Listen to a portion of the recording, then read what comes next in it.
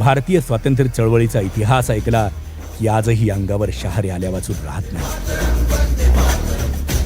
देशभक्ती, पराक्रम, समर्पण, त्याग अशा कितीतरी भावना भारतीय स्वातंत्र्य चळवळीशी जोडल्या गेल्या होत्या. स्वतंत्रता संग्रामाने भारतवर्षात इतकं व्यापक रूप घेतलं होतं की लोक जात, धर्म, वर्ण, लिंग, पंथ, वय या सर्व भेदांना न जुमानता एकजुटीने अत्याचारी ब्रिटिश राजवटीविरोधात लढले. ब्रिटिशांविरोधात या काळात अनेक उठाव झाले. या उठावांमध्ये महत्त्वपूर्ण उठाव होता तो म्हणजे 1942चा चले जाव. राष्ट्रपिता महात्मा गांधींनी ब्रिटिशांविरोधात चले जावचा नारा देऊन एक भयंकर चळवळ उभी केली. भारताच्या कानाकोपऱ्यातून लोक या आंदोलनात सहभागी झाले. चले जावच्या उठावात सामील होणाऱ्यांवर इंग्रज कमालीचे जुलूम करत होते. पण इंग्रजांच्या जुलमांना, दडपशाहीला न जुमानता जनता होत असलेले अत्याचार सहन करत खंबीरपणे उभी राहिली. या मोठ्या आंदोलनात खारीचा वाटा लाभला तो महाराष्ट्रातल्या अकोला जिल्ह्यातल्या लक्ष्मण भिकाजी गोडबोले या शाळकरी मुलाचा.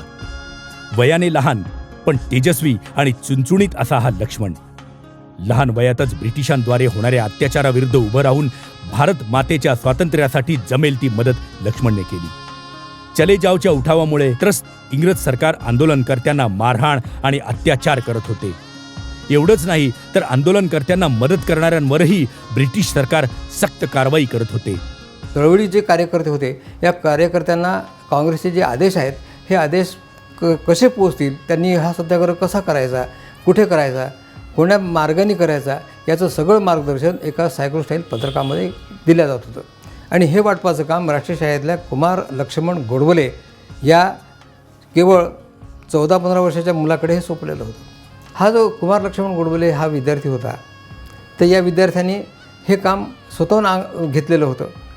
त्यांनी घरोघर जाऊन जे महत्त्वाचे कार्यकर्ते होते त्यांच्याकडे पोचवण्याचं काम केलं. पण एक दिवस एका व्यक्तीच्या मार्फत त्याचं जे कार्य आहे हे उघड झालं. त्यामुळे पोलिसांनी त्याला आणि पकडल्यानंतर जेलमध्ये टाकलं. यावेळी लक्ष्मण केवळ इयत्ता 9वीत शिकत होता. तुरुंगात असताना सुद्धा लक्ष्मणमध्ये क्रांतीची आग तेवतच होती. तुरुंगात असताना त्याने मिलचे कपडे न घालण्याच्या चळवळीत भाग घेतला. ही चळवळ नंगा सत्याग्रह म्हणून ओळखली जाते. या सत्याग्रहात सामील कैद्यांना ब्रिटिशांकडून अमानवी मारहाण व्हायची.